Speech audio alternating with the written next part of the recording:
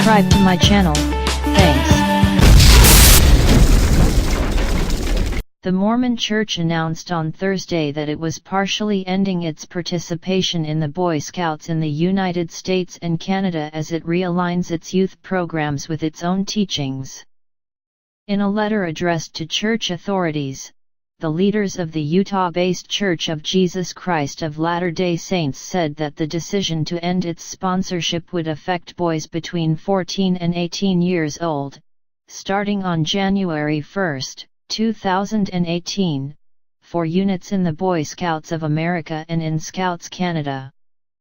Cub Scout and Boy Scout programs for boys 8 through 13 would be allowed to continue for younger church members, it said.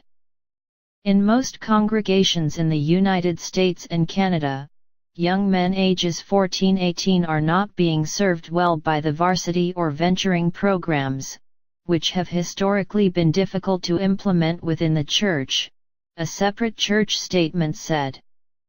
This change will allow youth and leaders to implement a simplified program that meets local needs while providing activities that balance spiritual, social, physical, and intellectual development goals for young men.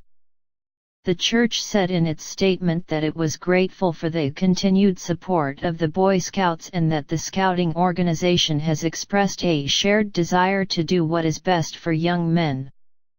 In recent years, the Boy Scouts have changed policies that once prohibited gay and transgender children and leaders from taking part in their programs.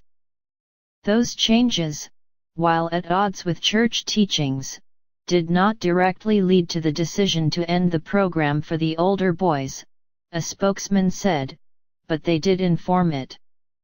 That was not the issue at all, said a church spokesman, Eric Hawkins, when asked to what extent the policies had an impact on the change announced Thursday.